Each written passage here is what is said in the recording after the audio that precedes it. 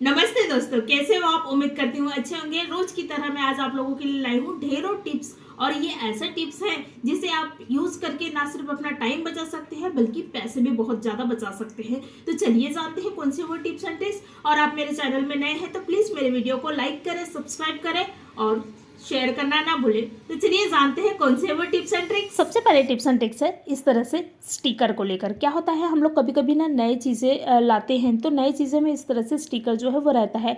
Steel के इसमें sticker है, स्टील के डब्बे या फिर कुछ भी चीज़ें में स्टिकर है तो उसको क्या करते हैं हम लोग गर्म करके निकाल लेते हैं, ईजिली निकल जाता है। लेकिन इस तरह से प्लास्टिक के थाली या फिर प्लास्टिक के डब्बे में अगर हम गैस जलाएंगे तो क्या होगी, ये जल जाएगी। तो इन्हें निकालने का, ये जो स्टिकर है इसको निकालने का बहुत ही आसान टिप्स है। सबसे पहले क्या करना है, पानी लेना है, पानी को थोड़ा सा डाल लेना है। देखिए इस तरह से पानी डालकर इन्हें अच्छी तरह से फैला लेना है उंगली की सहायता से।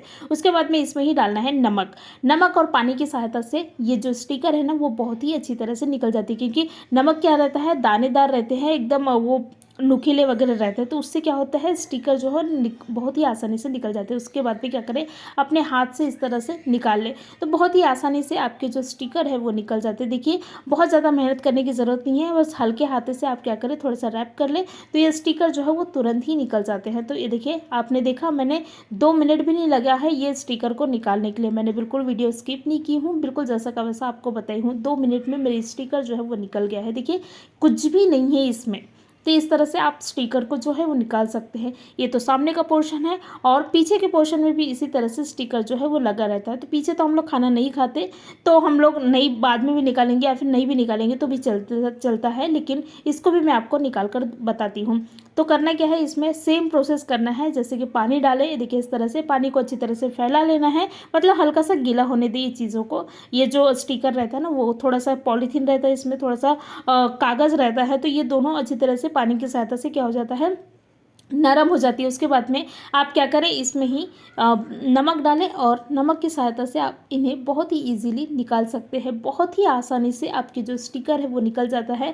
आप चाहे तो स्टील की जो भी चीज़ें ला रहे हैं और स्टील की चीज़ें में इस तरह से स्टिकर है तो उसमें भी आप ये जो उपाय है वो कर सकते हैं बहुत ही आसानी से, वो भी स्टिकर जो है वो निकल जाते हैं। तो मैंने अच्छी तरह से रैप कर ली हूँ। देखिए आप देख रहे हैं, आप ही के सामने कर रही हूँ, मैंने बिल्कुल भी वीडियो को स्किप नहीं की हूँ। और इन्हें अच्छी तरह से पोंछ ले। देखिए आप देख रहे हैं इसमें बिल्कुल भी स्टिकर का थोड़ा सा भी चीज़ें नहीं है। इस तरह से आप स्टिकर को जो है वो निकाल सकते हैं, प्लास्टिक के या स्टील के कोई भी बर्तन में से स्टिकर को जो है वो निकाल ले। नेक्स्ट हमारी टिप्स एंड ट्रिक्स है वेट लॉस करने की बहुत ही अच्छा तरीका मैं आपको बताऊंगी। इस तरीके से अगर आप वेट लॉस करोगे तो आपकी वेट लॉस बहुत ही तेज़ी से होगी। तो करना क्या है, इस तरह से हरी मूंग के दाल, मूंग लेना है, दाल नहीं, ये खड़ी मूंग रहती है। देखिए इस तरह से, तो ये खड़ी मूंग लेना है। उसके बाद में इनको भिगो देना है। अगर इसमें से आपको स्प्राउट चाहिए तो आप क्या करें, इन्हें इस तरह से बांध कर रखें, मतलब भिगोने के बाद में ये चीज़ें करना है। भिगोने के बाद में क्या करें, इस तरह से सूती के कपड़े लें और सूती के कपड़े में आप इन्हें क्या करें, बांध कर रखें। तो इससे क्या होगी, स्प्राउट्स आएंगे। तो इससे क्या होगी, अगर वो चीज़ें आप खाओगे तो आपकी जो वज़न है वो तेज़ी से घटेगी, मतलब कि बहुत ही आसानी से आपकी जो वज़न है वो लॉस होती है। और ये प्रोटीन से भरपूर रहता है।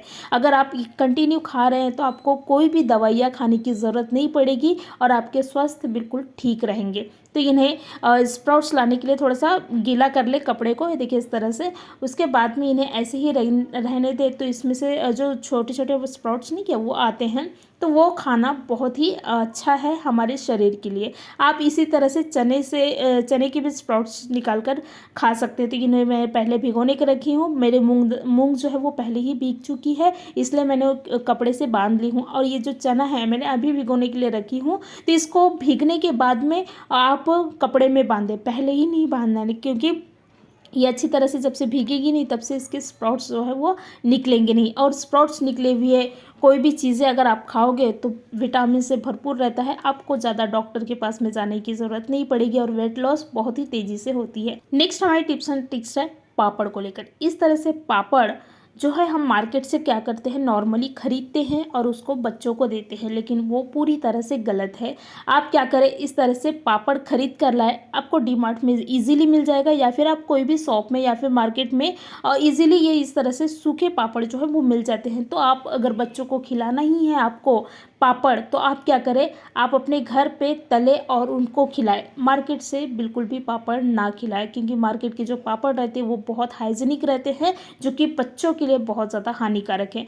तो कभी भी आप पापड़ अगर आपको बच्चों को देना है तो आप क्या करें, इस तरह से अपने घर पे ही तलकर पापड़ दे। तो तलने के लिए मैंने क्या की हूँ, तेल को गर्म करने रख दी हूँ। उसके बाद में तेल कम लगना चाहिए और हमारे पापड़ में ज़्यादा तेल नहीं होना चाहिए। उसके लिए क्या करना है, एक सिक्का डाल दे, 1 रुपये का सिक्का या फिर 2 रुपये का, जो भी सिक्का है आप वो डाल दे। तो इससे क्या होगी, तेल सोखेगी नहीं पापड़ में और तेल भी बहुत कम लगेगी और हमारे पापड़ भी अच्छी तरह से तलकर होगी। और निकालते समय पापड़ को क्या करें, इस तरह से झारे की इस्तेमाल ना करें, इस तरह से जो चिमटा रहता है ना जिससे हम रोटी वगैरह निकालते हैं, तो उसका इस्तेमाल करें। तो इससे क्या होगी कि तेल बिल्कुल भी पापड़ में नहीं रहेंगे और बिना तेल के आपके जो पापड़ है वो तलकर तैयार होगी। ये बच्चों के लिए परफेक्ट है। इस तरह से अगर आप पापड़ को तलोगे तो आपके बच्चे भी खाएंगे और इसमें ऑयली का कोई टेंशन भी नहीं रहेगा।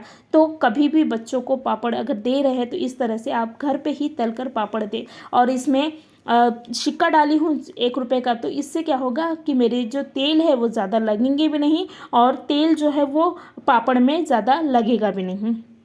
तो ये बहुत अच्छा तरीका है, इस तरह से ही पापड़ को तल कर आप बच्चों को दें। और ये इस तरह से अगर आप पापड़ तल रहे हैं, लिज्जत पापड़ वगैरह, तो इन्हें क्या करें, हल्का सा पहले तो पोंछ ले, क्योंकि उससे क्या होता है आपके तेल जो है वो गंदे होते हैं।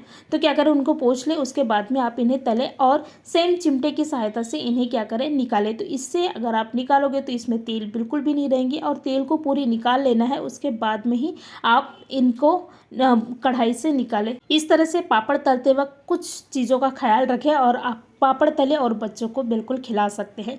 नेक्स्ट हमारे टिप्स एंड ट्रिक्स है, कभी कभी क्या होता है कुछ भी हम लोग चीज़ें तलते हैं, पापड़ तलते हैं या कुछ भी चीज़ें तलते हैं, तो तलते वक्त क्या होता है, मैंने अभी जस्ट पापड़ तली हूँ तो क्या हुआ, मेरे मतलब कि पापड़ तलते वक्त तेल जो है मेरे हाथ में आ गया है।